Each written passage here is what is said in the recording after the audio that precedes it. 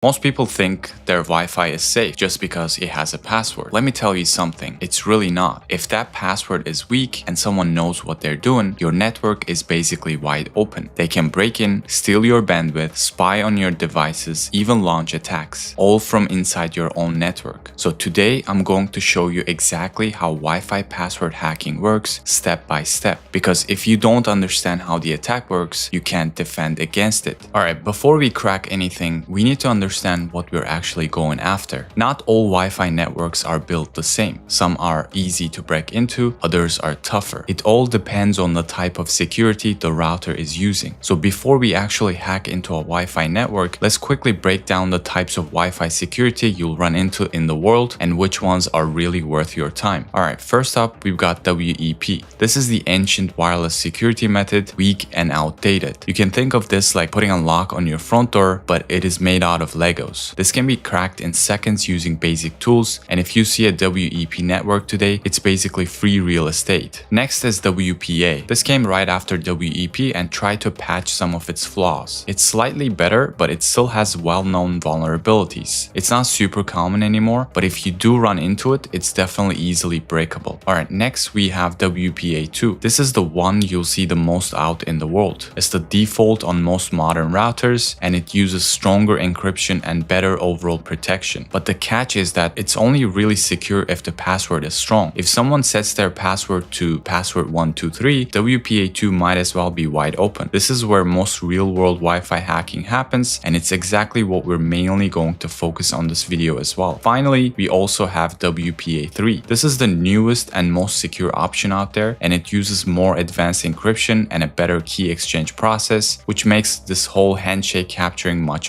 harder. There's still a problem with this, because not every device or router supports WPA3 yet. So while it's growing, a huge chunk of networks are still stuck on WPA2, and that's what attackers are commonly targeting. Alright, before we start doing anything, we need three things: the right hardware, the right tools, and the right word list. First, for the hardware, you'll need a wireless adapter that supports monitor mode and packet injection. Now, the monitor mode lets you listen all the wireless traffic around you and not just what's meant for your device. And packet injection lets you actively send packets like deauthentication signals. Some built-in Wi-Fi cards support these features, but not all of them do, so you need to verify before wasting your time. And to check if your adapter supports monitor mode, you can run this command here, iwlist. This command will list your wireless capabilities, and when you run it, you're gonna want to look under the supported interface mode section, and if you see monitor listed there, it means your adapter can be switched into monitor mode. Now, to test for injection support, you can use a tool called areplay ng. If you run this command here, areplay ng --test followed by the wireless interface you have, this command will send out test packets to check if the adapter can inject them into the air, and then listens to see if any responses come back. If responses are received, it will say something like injection is working. Now, once you got the right hardware, the next step is having the right tools. For basic Wi-Fi hacking, we'll be using tools from the AirCrack NG suite, like AeroDump tool, which is used for scanning and capturing handshakes, the areplay tool, which is used for kicking clients off networks, and finally the AirCrack tool, which is used for cracking passwords offline. Now, having the rightware and tools is only half the game, because without a solid word list, you're basically shooting in the dark, and a good word list massively boosts your chances of cracking the password. If the password is something like I love pizza, it'll be cracked in seconds, because these kinds of easily guessable passwords are in every major word list, and tools we use today can run millions of guesses per second with the right hardware.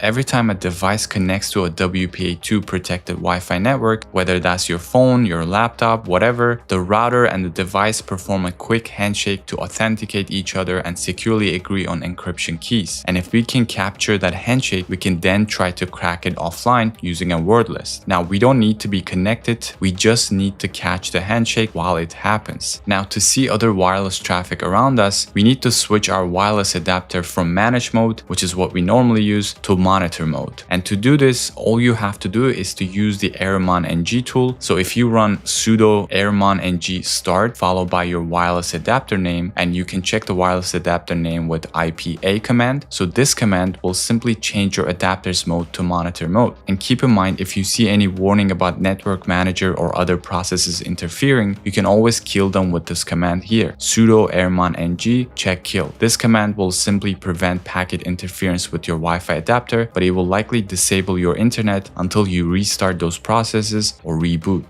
After you put your adapter in monitor mode, you can then start scanning the radio waves and see what networks are around you. And to do this, you're going to use the AeroDumpNG tool. Now, if you run AeroDumpNG followed by your wireless interface name, this will open a live feed of every Wi-Fi network in range. And it's going to be full of valuable information like the name of the network, MAC addresses of the routers, the channels, signal strength, encryption type, and much more. Here, what we're going to be looking is going to be a WPA2 secured network, ideally at least one client connected to the network, and a strong enough signal, which can be anything above -60. Once you got your eyes on a target, you will want to isolate and monitor just that network to keep the capture file clean. And in this case, we will only focus on this network right here called the juice shot. To only monitor this network, we can craft a command using AeroDump tool. We will need to specify the MAC address of the access point, the channel it is running, and finally write all the packets coming into this network, like the handshakes we are interested in, to a file called capture.cap. So the command will look like this, AeroDumpNG --BSSID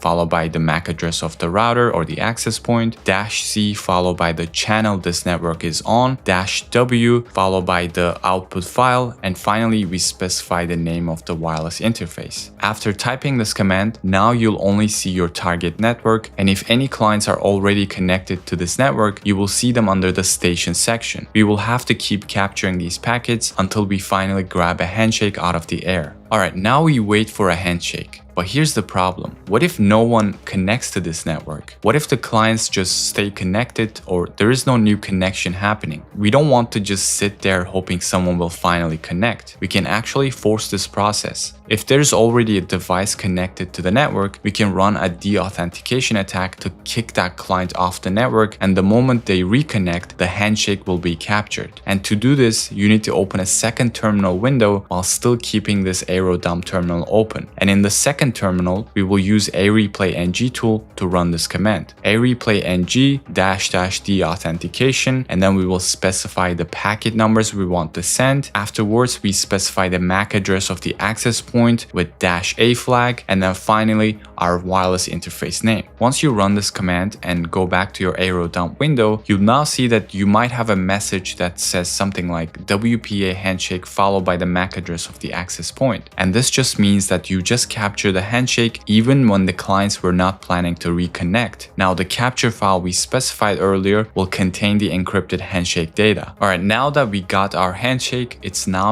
time to crack it. Now what we're going to do is to take that capture file that contains the encrypted handshake and feed it into a cracking tool that tries different passwords until one of them matches. And to crack the handshake, we will run a command that looks like this. Here, the -W points to your word list, and in this case, we use the famous RockU word list, which has millions of words in it. And finally, we specify the capture file, which is the file where our handshake is saved. When we run this command, AirCrack takes each word from the RockU list and encrypts it the same way WPA2 does, and compares those results to the captured handshake. If there is a match, then it simply means you got the password and you will see key found written on your terminal. And in this case, we were actually able to crack it. The password was Dragonfly87. The truth about this process is that it can be fast, but it can also be painfully slow. So your success here will depend entirely on your word list. And the better the word list, the better your chances are. So you might ask, what does all of this actually mean? Well, the truth is that most home and small business networks today still rely on WPA2, and this entire process shows how fragile that can be if the password is weak. If your router or device is supported, one of the smartest things you can do right now is to upgrade to WPA3. Unlike WPA2, WPA3 doesn't use the same four-way handshake system, which means attackers can't just sit back, capture your traffic, and crack it offline. But until WPA3 memory is everywhere, your best defense is still your password. Make it long, random, and completely unguessable. Avoid names, dates, or anything remotely predictable. Wi-Fi hacking isn't really magic, it's just a simple method, and anyone with the right tools and patience can pull it off. So now that you've seen exactly how this works, protect your own network like you'd expect an attacker to come knocking.